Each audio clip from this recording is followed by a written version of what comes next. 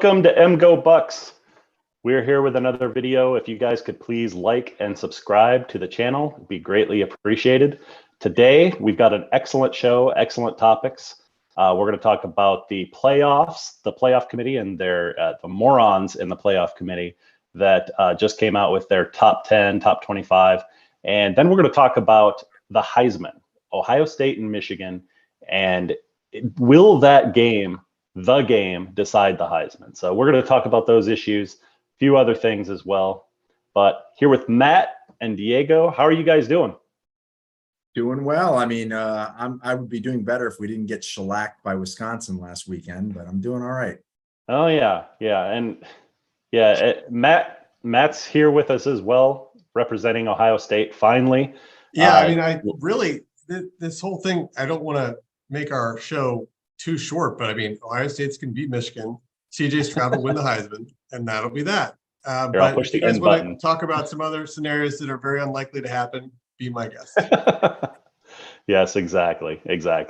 So real quick question. So elephant in the room, the playoff committee just came out with their rankings. So Georgia, no surprise, number one. Number two, Ohio State. That's not a surprise either. Some people thought Michigan should be number two, which is ridiculous, in my opinion, because I don't want them to be number two. I want them to be feeling disrespected. And I got my wish. So they're number three. And then number four is TCU. TCU finally got some love. This playoff committee had Clemson at number four prior to this. They should be embarrassed. But now they finally got it. They got it right. They got Clemson out of there. I think they're 10 or something. It doesn't matter where they're ranked because they're not getting in regardless. So what were your guys' thoughts about just kind of the overall rankings? Were you expecting that? Matt, I think they got exactly what you thought they were going to get, at least with the top four. Yeah, I mean, I would actually be fine even if Michigan was ranked number two. They're playing a little bit better right now, especially on defense. But, you know, their quarterback is really holding them back, at least in the pass game.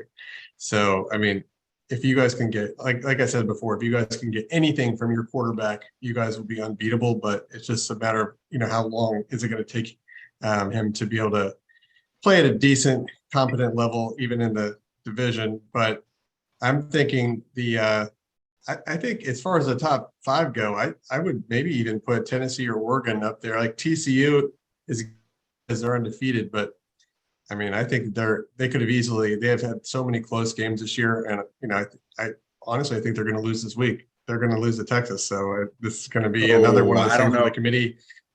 The committee is, you know, they got wrong with Clemson last week, and you know they're making up for that by putting TCU there now. They'll get their love, their time in the sun for 1 week, and then they'll be out. Okay, first of all, let me just say I agree with you on one thing, that it's overly simplistic to have the top four teams be the undefeated teams. I mean, that's ridiculous. And obviously Tennessee lost to Georgia. So there's a good argument they could be number two in theory. You know, if it were a close game, yeah, you know, you could argue that they're the second best team, but obviously they put them five. And if you look at it, they're the only undefeated. I mean, they're only undefeated teams in the top four. So it's not some scientific fucking process. Let's be honest. It's a simplistic process. Undefeated teams are in the top four because they're four undefeated teams and everybody else after that. I would say that TCU, you know, obviously, I don't know if they're going to be able to go through the whole schedule undefeated, but I think they can beat Texas, Matt. I mean, Texas is I mean, they definitely can, but Texas where's the game? Yeah, that's the key right there. That's a good question. You know, well, Texas has lost three times. So let's not get crazy thinking that they're, you know, definitely going to beat TCU. TCU, I could easily see them winning solidly. Yeah. You know, I could see them winning by 7 points. Let's put it that way. But yeah, let's see where it is. I honestly don't know where it is. TCU at Texas. Yeah. If you recall, Texas doesn't play well. If you recall, my Terrapins beat Texas at Texas and at College Park a couple of years back. They're overrated as shit. Couple of years back. It doesn't matter. They were probably ranked at the time we beat them, or if not, they were considered the runaway favorite in that game, in both games, and we won both of them. I completely forgot to warn any viewers that Diego might be talking about Maryland football during this call.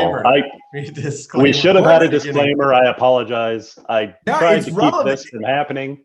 It's we relevant. could have put that at the end. That way people could fast forward at the end if they don't want to listen to that. It was put a little button to fast forward. It was completely relevant. We were talking about Texas, and Texas is fraudulent, and I'm giving you reasons why. Well, so not a bad point, but I got to get back to what Matt was saying, because he slipped in a subtle little dig at JJ McCarthy during his last kind of slight overview of JJ McCarthy not being competent, even though he was leading the country in efficiency. I agree. He's not passes are 5 yards. It's easy to be efficient when you don't throw down the field.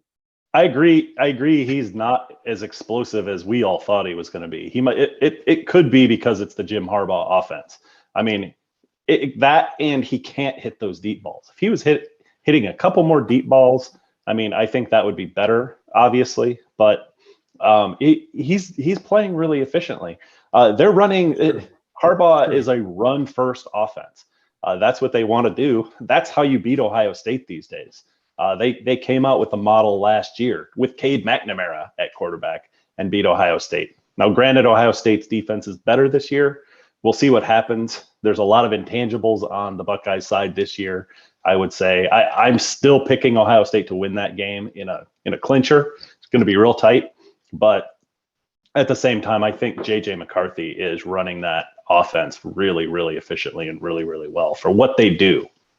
Nate, all you got to do to win that game is follow the Northwestern model and have actual talent, and you'll beat Ohio State. It's that simple. I mean, did you guys not hear about that game last week? And you know what? Why don't you tell us why Ohio State's good after that game? If I have to hear about the wind anymore, like from everyone talking about, everyone has the wind. They have to talk about that before talking about the game. Apparently, Northwestern. It was an issue, but you don't have to bring it up every time. So Northwestern's good with the wind, but Ohio State's not good with the wind. Ohio State, the wind must have been blowing that back their offensive linemen, keeping them from actually blowing the Northwestern defensive lineman off the ball. Basically, Matt, that's what happened. I want to hear you make a case. Why is Ohio State good after last week? Oh, now we're not hearing you. There we go. Well, you're in and out. You're cutting out. Okay, so last week was a complete anomaly. It was 30-mile-an-hour winds on the regular, and 50, 60 miles, 70 miles an hour when it was gusting. I mean, you can't do anything in that. You can't do anything. Yeah, but why was it so close? Because you still let them score. I don't know. I mean, Northwestern still couldn't throw either. They scored once. No, I thought they had 14. No, they had 7. It was 21-7. Oh, okay. Maybe I was thinking. Yeah. So I was thinking a little closer. I'm going to do something that I like to do. I don't want to stick up for Ohio State, but some of those games, like Michigan going to Rutgers, Ohio State going to Northwestern, Michigan going to Indiana, those games are hard for those guys to get up. Don't say Michigan at Maryland or Maryland. Oh, no. Maryland, no, that was a good game. And we could talk about this, but because I think Maryland, I mean, I hate to admit this too, since you're on the call, but Maryland is a good football team. They've got some real talent on offense. Defense, maybe not so much. Right. But offense, I mean, they've got NFL players there. But it's hard to get up for every single game. Like, can you imagine getting those guys at Ohio State up to play Northwestern at Northwestern? I mean, that game is like the number one game of the year for Northwestern. And then the wind, I mean, Ohio State. That was different, though. It's not, that wasn't a. I think it's a motivation issue, really. I don't think that wasn't a typical, there wasn't motivation. I mean, they couldn't do any passing or like a huge pass. Like, we were a balanced team before the Iowa game, because then that's when we started getting injuries to the running back and our offensive line. So for some reason, we just can't get lucky with any of the injury bugs lately. So like between Travion and Mayan, both of them have been, injured the last I mean, I guess Travion's been hurt all year, and Mayan, has missed a few games or has played through injuries with his foot, and our really, I think the Iowa game was the first time I think our right guard had a foot issue, and man, when the middle of your line can't do anything, that really hurts the run game. And when we started becoming less balanced because of that, it's really hurt the offense. So, it's not that we weren't doing well or we weren't motivated. It's just, we have injuries and our backups aren't as good as previous years, where we'd have guys that would get hurt and we just put someone in there and we'd be fine. But apparently we don't have much depth on offensive line, and we have, our backup running backs. I think we have 2 or 3 of them. They're also out. So the areas that we have had injuries, we just had a lot of injuries in just a couple areas that have really been hurting us. I just don't understand how Ohio State can ever say they don't have depth when all they do is recruit 4 and 5 star. Well, there's a few positions. Corner's the same problem. I know you said that to me actually a couple of weeks ago, and I said to myself, actually, you know what I did? I went to 247 and I looked up all your recruits, and they're all 4 and 5 star. So it's the number of them though. Like there was only 6 corners. Like that's way too much. Dude, you guys, of any teams in the country, Michigan, the Michigans of the world, definitely the Ohio States, the Alabamas. You only have 6 corners, and a couple of them are out. You guys should have backups ready to play. There shouldn't be, like, Maryland has an excuse when they lose their starter. But, like, come on. Yeah, no, I know. That's what I'm saying. Our depth is bad this year. It's surprising, especially with how great the recruiting, I feel like, has been. Well, we have depth in a lot of areas. I should say our depth at corner and our depth at offensive line is not good this year. Okay, I'll take your word for it, but I will say this. I do apologize for talking shit about the Northwestern game.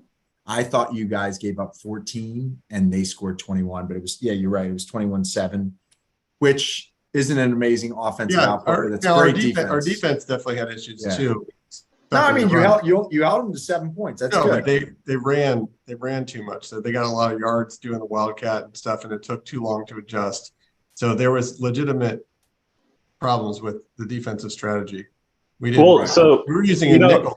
We were using a nickel against like extra offensive linemen, and that wasn't working. One thing about that though, I mean, I will say, like, Ohio State for the last couple games has shown an issue running the ball, and it's with their offensive line. I don't really think it's a running back problem.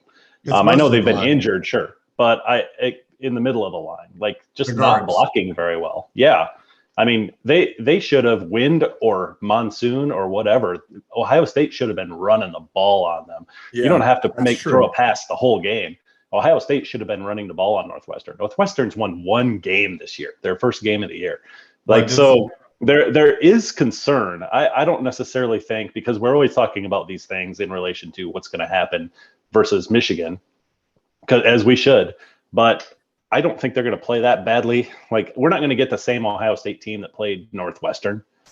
Do you know what I mean? When they come to play, when Michigan comes to town, I've fallen for that so many times over the years of Michigan losing, where I see, Ohio State lost to Iowa, or, oh crap, Ohio State played badly. They lost to Purdue. We're going to beat them for sure this year, and then we didn't get that same Ohio State. They were more motivated at the time. And so Nate, we got to do that. I'm sorry to interrupt, but how many You're not sorry. How many days has it been since Ohio State's beaten Michigan? It's been at least 600 plus, I believe. Oh, I just wanted that. I just was curious. I think that it's not a fair. I know you like that interruption question, because they ducked us last year, and I think that should be counted as a loss. You mean they ducked you in 2020, not last year? Yeah. It was just simply not a win for Ohio State. Hold on. Is that actually been proven? Is there documentary evidence that shows that Michigan? No, but that Michigan actually are there emails? Have we gotten like a FOIA request that shows emails that's between Harbaugh and the athletic director that say, let's try and avoid an Ohio State loss this year and pretend like COVID is the reason? Have we found only from Ohio State fans? Have we seen any evidence? And ask Nate which quarterback. You mean not evidence? Huh? They would have been going with a third string walk-on quarterback if they played that game. That's all the evidence I need. I think there should be a FOIA request, and we should find out. We should get to the bottom of this. Yeah. That's too funny. So let's talk about one thing. So I mean, we're always talking about Michigan, Ohio State. So we've got Diego here, Maryland fan extraordinaire from DC. Like that game, you guys are coming up pretty soon. It's not against Indiana this weekend, but the weekend after that, Ohio State goes to Maryland, right? Or is it the other way around? No, Maryland. it's at Maryland. At Ohio sure. State. It's Because okay. Matt was supposed to buy tickets for us since Matt lives in Maryland now, even though he's an Ohio State guy. And I've begged him. I've done everything I could to get him to fucking buy the tickets. And to date, we have 0 tickets. I'm still waiting for Rob. I think he's going to be coming down with us too, and I'm not sure how many other people are coming. So I need to get the vote, the total number of people before we can get our tickets. But we are definitely going. We're going to learn something about Ohio State, I think, during that game. Like again, at least their defense, because the best offense that the Ohio State had played against, their defense, the Buckeye defense, was Toledo. Up until they played Penn State, Toledo was the best offense that Ohio State. You're kidding me. Not even joking. And Toledo was ranked number 70. Wow. And so then we saw sort of an offensive explosion happen for Penn State. They were fired up, right? It was a huge game for Penn State. They weren't going to go down, like bums. But I wouldn't call that an offensive explosion. It was almost 500 yards. They had 24 points and 400 yards, and they gave up a touchdown and like 80 yards on the last drive with 2 minutes to go to make it look a little closer. Yeah, but they were ranked in the turnovers. That was not a good offensive show. And at least the last time I looked, Maryland's offense is in the top 25, I believe. I believe they're, or at least the top 30. Top 25, I believe. Prior to Wisconsin, I would say yes. But we don't need to talk about Wisconsin. I heard today that JSN is going to be back for the Maryland game. Wait, what's going to be back for the Maryland game? JSN. What the hell is JSN? Jackson Smith in Jigba. Oh, your wide receiver. Yes. Well, that's not even your best one. The murderer's son is your best one. Well, I think JSN had like the best season for an Ohio State receiver ever last year. So yeah, I know, but the murderer's son is better. I won't even dignify him. I don't think so. I don't think so. Are you kidding, Harrison? No, he's good. But who's your best receiver? Who's been your best receiver this year? He has, but JSN is the more proven commodity. Come on. I mean, you guys are yards is crazy. Listen, the pedigree of Harrison at wide receiver, and the fact that, first of all, how many was he getting full playing time last year, Harrison? He didn't start until the Rose Bowl because we had Olave and Wilson. But that's my point. While he's been playing with Njigba, he's been the better receiver. Sorry, he has been. I hate to admit it because I don't like praising anybody on Ohio State, but he's been the better receiver. He's been amazing. Yeah. You're talking about Marvin Harrison Jr. He's unreal. Please tell me he's a junior, right? AKA the murderer. Please tell me he's a junior. This is his 3rd year, and he's going to the NFL. Is that true, Matt? I don't know. Please find that out. He is a sophomore. Oh wow! Wait, redshirt sophomore or sophomore? No, he played last year. Wait, is he a redshirt sophomore or sophomore? No, he's a sophomore, true sophomore. Oh, so he can't come out until his redshirt sophomore, end of the redshirt sophomore season. Yeah. So he's going to make whatever quarterback Ohio State trots out next year look really good. Yeah. I mean, he's just going to throw the ball up. Well, assuming we have a decent line next year, that's the thing. Our offensive line recruiting has been kind of crabby the last couple of years, and our offensive line coach got fired. So it's going to take a little while for the new guy to get his guys in, and just sort of the same thing that happened when Kerry Coombs left. We had a couple of years where we didn't have any corner recruits. So we're having the same problem in offensive linemen. We don't have any elite, like Paris Johnson will be gone. And, we're basically just going to have like Luke Whippler at center. And, I don't know we're not going to have any tackles next year. So I don't know what we're going to do. So I want to know real quick before we get on to the next topic, Matt, what are your concerns about playing Maryland? Because obviously it's going to come with their offense. I mean, you're not concerned about their defense, but their offense has actually a good running back, good line. They've got all their linemen back, I think. I think it's like every single lineman, I think I heard. Yeah. The receivers are NFL receivers. The quarterback's a little accident prone sometimes. So we are as of last week, and I don't know, I'm not sure the extent of, or I'm not even sure why, but our center was a true freshman last week, and he was not a regular starter. And they moved guys around on the offensive line for him to be the center. So the center, I think, was playing guard. But the point is, the guy who originally was on the line as a starter is either injured.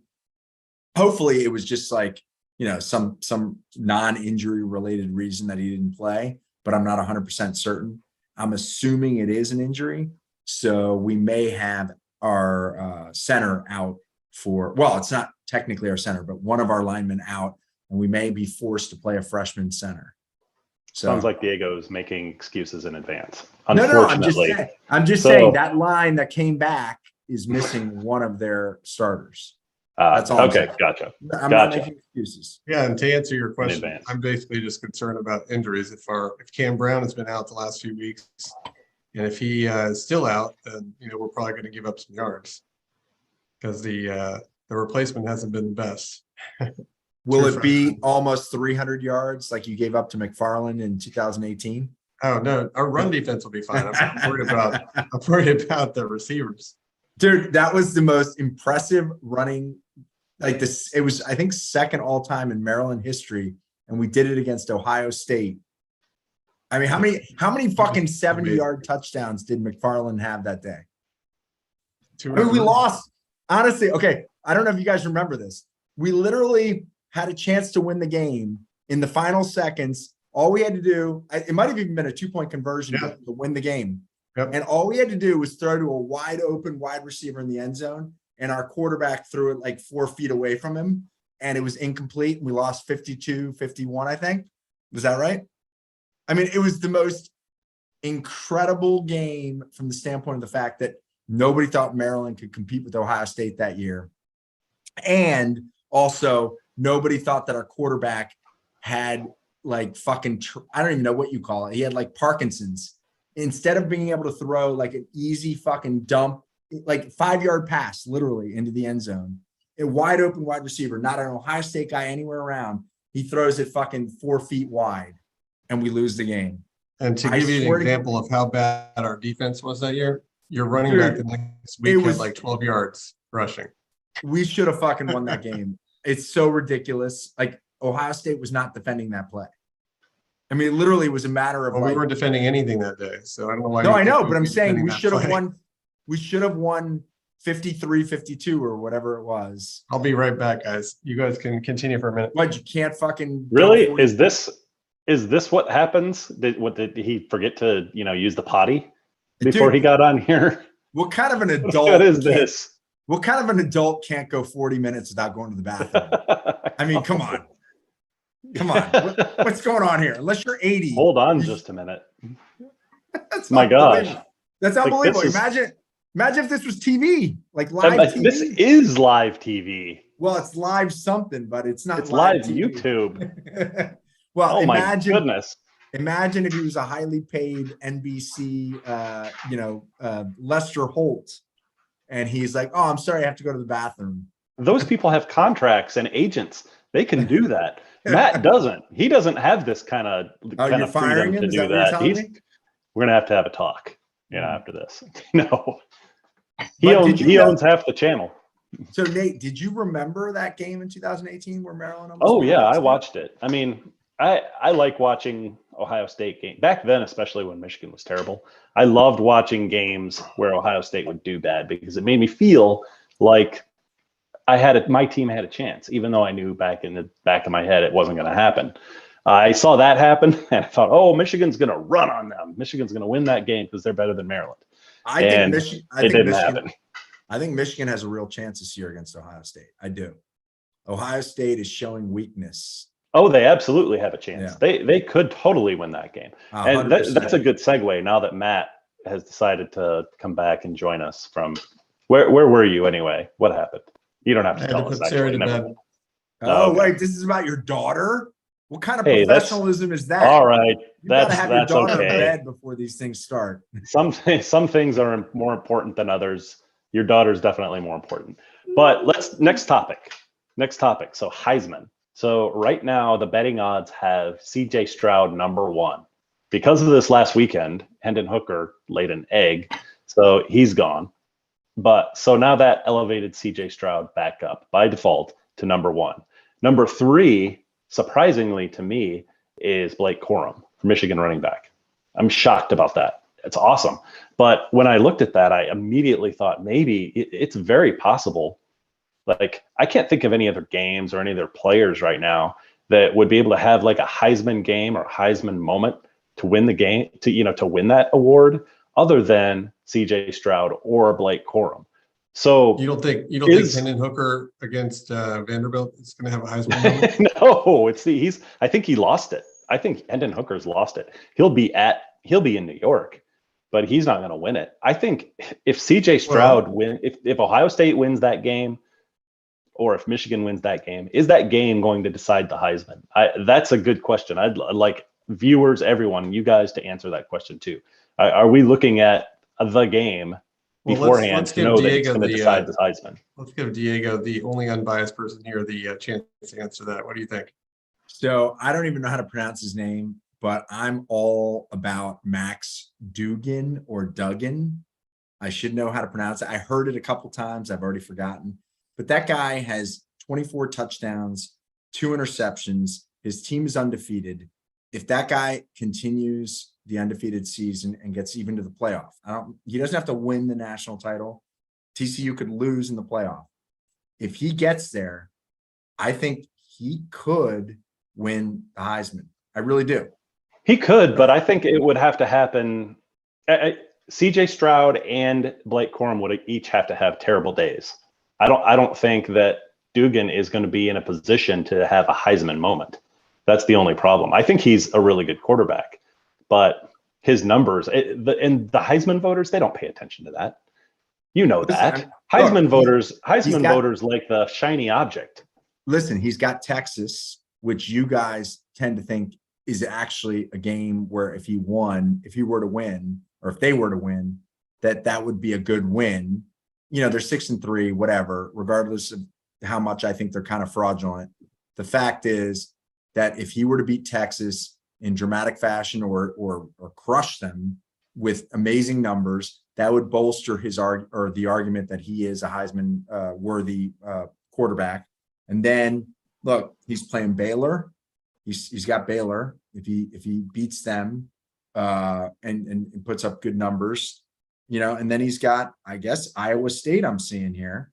So no one ever won the Heisman by beating Baylor. No, never. Or Iowa State. I'm not saying he wins it by beating any of these teams, but 2 out of the 3 are pretty good teams, and arguably 3 out of 3 are pretty good teams, and he could win all of them. So he wins all of them. He goes undefeated. He gets to the playoff. He's every bit as in it as Ohio State's quarterback or Alabama's. I don't think so. I think he might win the TCU Golden Nose Hair Trimmer. That might be within reach. He's not winning the Heisman. He doesn't have a Heisman moment. If TCU goes undefeated, he has a real shot, assuming that he plays well.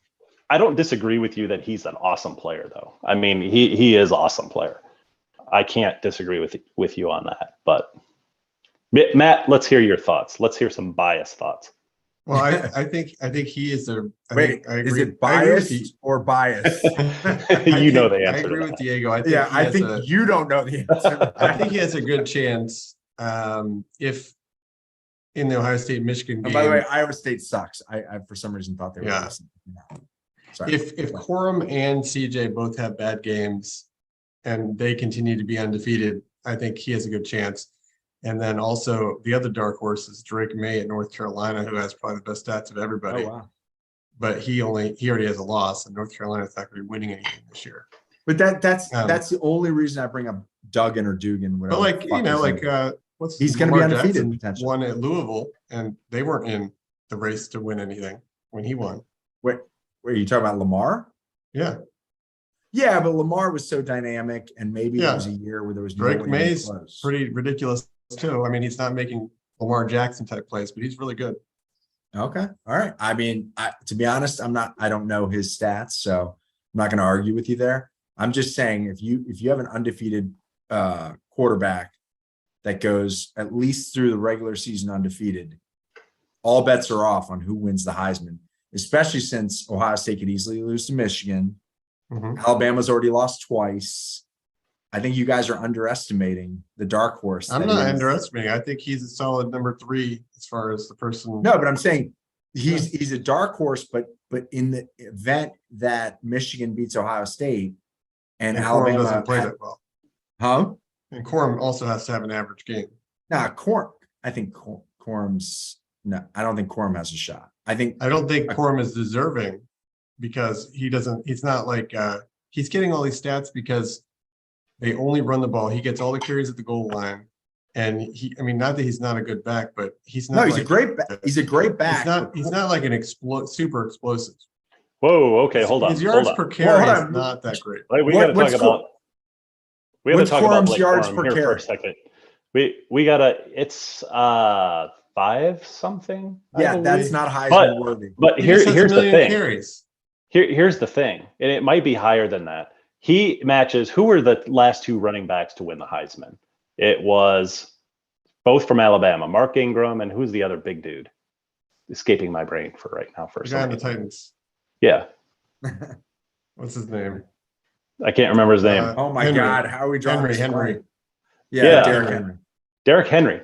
Right now, they keep showing the Blake Corum and his numbers stacking up. Blake Corum is better than Mark Ingram, and he's slightly better than Henry right now in yards per carry, in number of touchdowns, and in total yards. Okay. At this point, at this point, different years though. At this point, compare it to the people from this year. No. True, but you're comparing running backs. Listen, because usually the quarterback wins. 6.0 right now, per 6.0 per carry in college. Sorry, not that great. It's not. Well, I mean, it's not that he couldn't win it, but he's not, if he has a great game, but now this has to happen, of course, but if he had a great game against Ohio State, like the running back from last year did, Hassan Haskins, 5 touchdowns and, over 100 yards, or over 150 yards, and Michigan wins, he's winning that Heisman. I don't think anyone else, because CJ Stroud's coming down after that. And who else is even going to do it? So listen, if I had a vote, I think that game's deciding this. I think that game is deciding the Heisman Trophy winner, personally. That's my call anyway. If I had a vote, I would never vote for a running back who's on a fucking team like Michigan, where all they do is run, and his yards per carry isn't that high. It's just, I mean, don't get me wrong, he's one of the 5 best players in the country on offense for sure, but I don't think he's better than Ohio State's quarterback. I don't think he's better than Alabama's quarterback, and potentially not better than, North Carolina's quarterback. Yeah, I think you're making a good case for what the Heisman Trophy winner should be. Yes, should be the best player in the country, right? We're talking about what's going to happen, though. We're talking about what's going to happen. What's going to happen is TCU's quarterback is going to win it. And you guys are going to feel real dumb when I fucking predicted this dark horse candidate to win the Heisman. We'll have you back on the show, and you can actually wear a TCU jersey that Matt will buy for you. You want to hear something crazy? And this is a fucking true story. And to this day, I still don't believe it's possible, but it happened. And he didn't win the Heisman, but he got second. So I grew up in Potomac, Maryland, and the high school is called Churchill High School. And they had a running back who played for Temple in the same year that one of the Miami quarterbacks, one of the Italian quarterbacks from Miami, won the Heisman. It wasn't Toretta, it was the other one. Oh, Testaverde. So the same year Testaverde won the Heisman, 80 whatever, this guy got second in the Heisman balloting, and he was a running back for Temple. Okay? If Testaverde would have gotten hit by a car that season, he would have won the Heisman. And he went to Temple. Okay. And you've never even heard of the guy. His name's Paul Palmer. Nope, never heard of him. Paul Palmer, look him up. Second in the Heisman balloting. And he was a running back for Temple. Okay. So dark horses can, dark horse can win the Heisman. I mean, there's been a lot of shitty quarterbacks who've won the Heisman, and they weren't that great in college, and they were shitty in the NFL or didn't play in the NFL. So, it's not always some crazy, like, obvious choice. It isn't, but I mean, in this day and age, you got to have Heisman moments. And that doesn't necessarily mean that you're the best player in America. It just means that you're at the top. You got to be undefeated or very, in the playoffs. You have to have a top team playing national football, and you have to be awesome. And you just can't. It's really hard to do that now without that. And this year we have those players. We have C.J. Stroud. We have Hendon Hooker. Now Hendon Hooker, I think, lost out on his Heisman moment. He had like two, did really well the first Heisman moment when he played Alabama, but then just sucked against Georgia, and it's over for him now. That kind of. Now, what I was going to ask you, Diego, since you were mainly picking TCU's quarterback because he's undefeated and he's in the playoff. No, because I think you will remain undefeated potentially. Okay, so is the issue that he's on an undefeated team, or that he's on a team that's supposed to go to the playoffs? Because Tennessee is likely going to be in the top four after the Ohio State and Michigan match.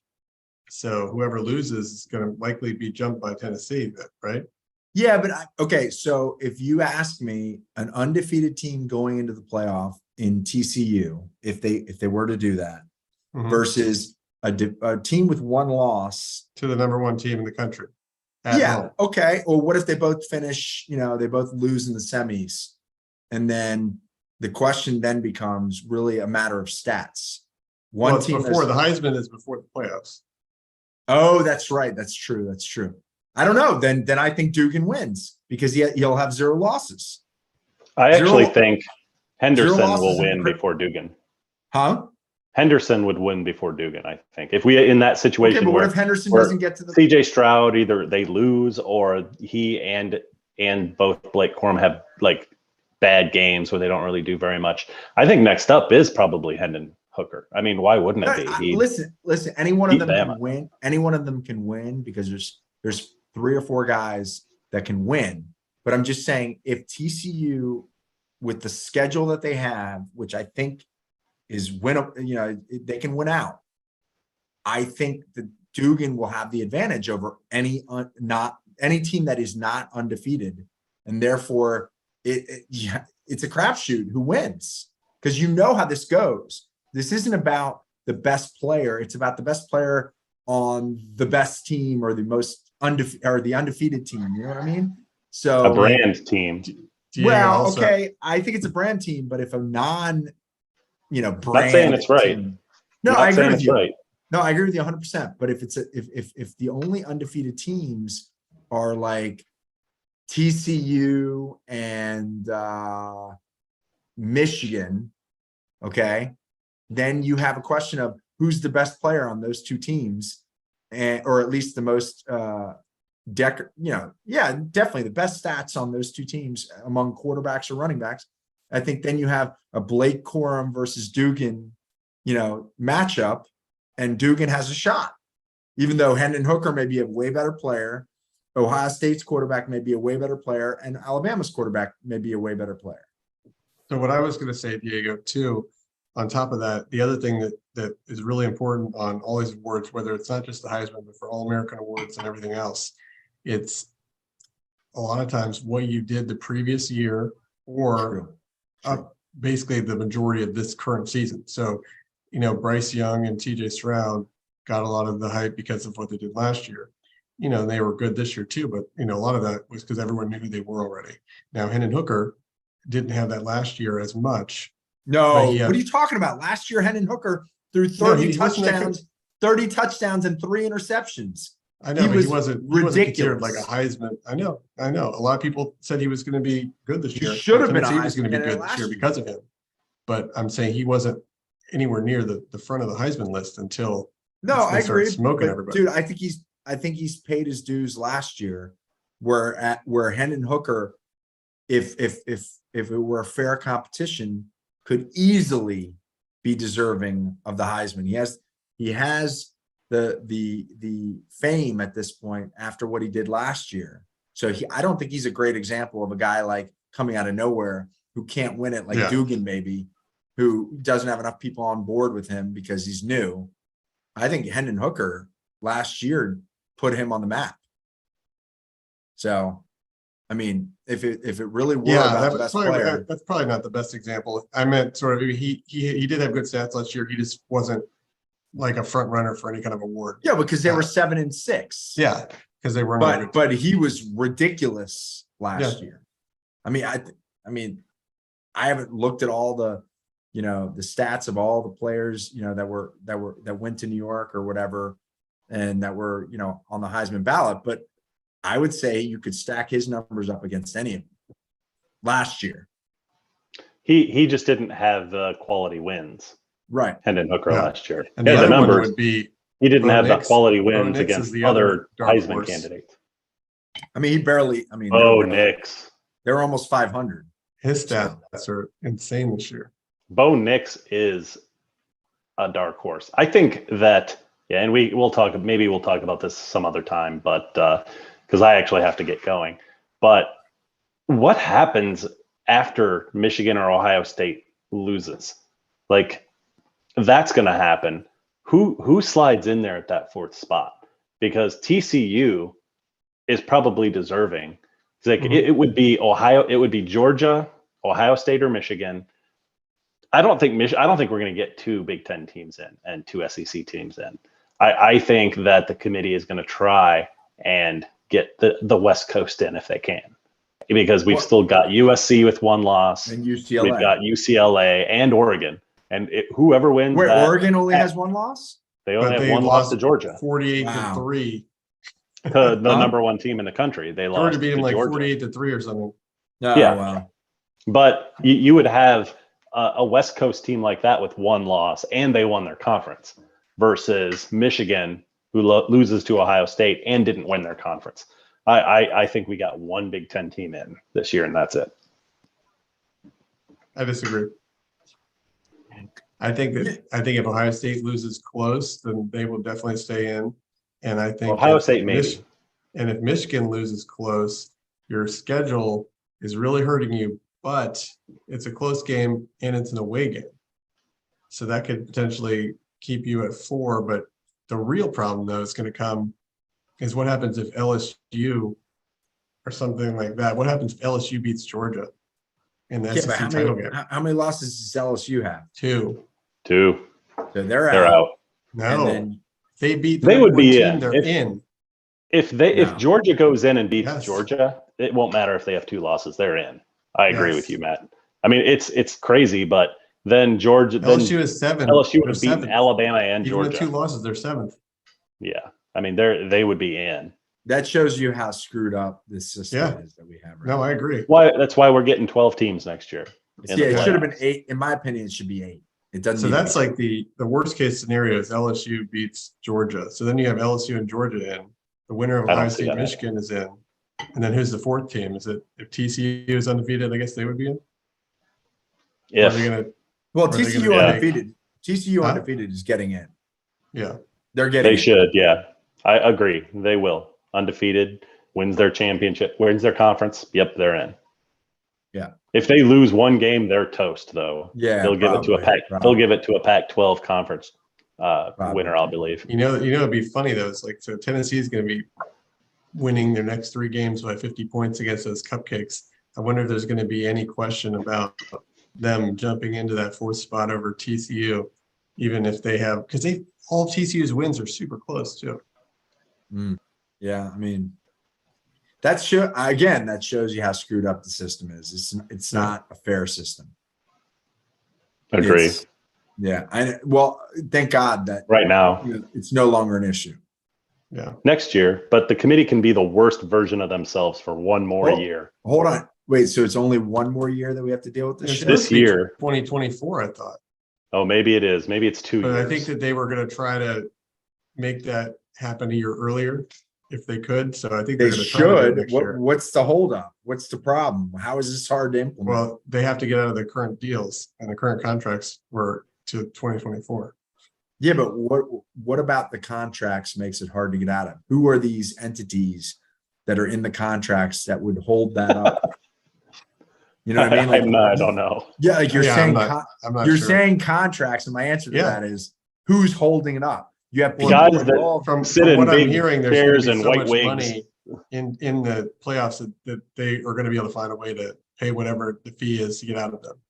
Okay, all I'm saying is, whenever you talk about contracts, there are people involved in the contracts, right? And then you have to say, what is their interest to not allow change to happen more rapidly?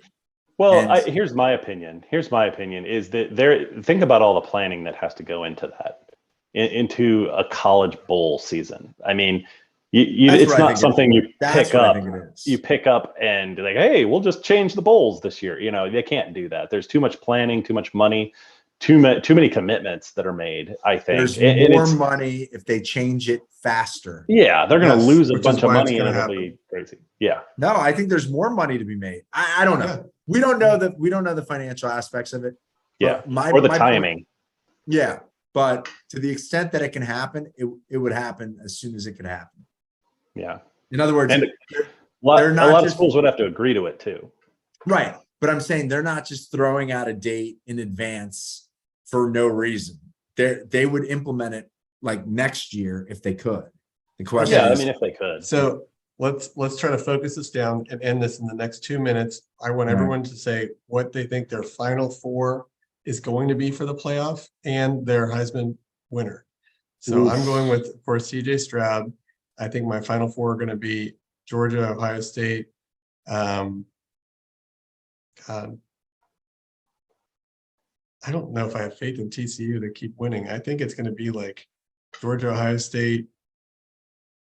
I think Tennessee and Oregon are going to sneak in. Georgia, Ohio State, Tennessee, and Oregon. I love how you ask us this question without giving us like advance notice. Nope. This is off the cuff, this show. Nothing planned. So here, I'll give you my top four. Georgia will be number one. Michigan will be number two. Then who would be number three? Tennessee will be number three. This is going to be tricky this year. And I don't think TCU is even going to win this week against Texas. I think USC is going to be number four. Okay. USC's defense has been trash this year, but go ahead. But they play in a trash defense conference. So. Very good. But okay, number one, Georgia. Number two, Michigan. I think number two, Michigan. Number three, Tennessee. Number four, TCU. I think TCU is going to win out. They're going to win out. Well, I like that we all of us have different top fours there. And who are your Heisman winners? Max. You already know mine. Max.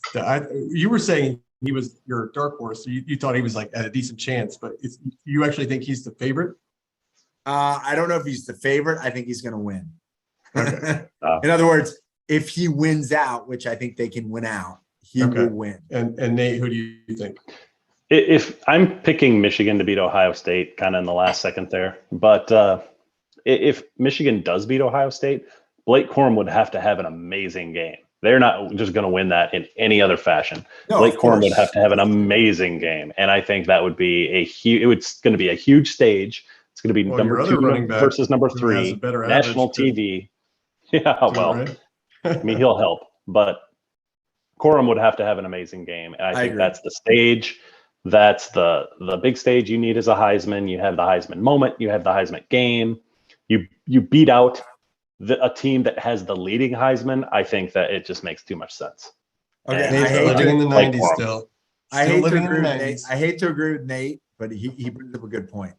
So if Michigan were to defeat Ohio State, they would do it on the back of Blake Corum, the little tiny back of the little tiny back. And he would then cement himself as a Heisman candidate or as a top Heisman candidate. And then he would differentiate himself from quarterbacks who mostly have one loss, right? So, or actually, Alabama quarterback would have at least two losses. Ohio State's would have one. Tennessee would have one. Hendon Hooker would have one. And who knows about Dugan. But the point is, the running back might be the choice at that point if all the quarterbacks are tarnished in some way. So at that point, I'll be a TCU fan. Oh, so mean. All right, let's wrap this up, guys. All right. This is a really good show. Diego, thanks for joining us and not talking too much about Maryland football. Yeah. We'll definitely get you an invitation back. And this was a lot of fun. So talk to you guys soon. And don't forget to like and subscribe.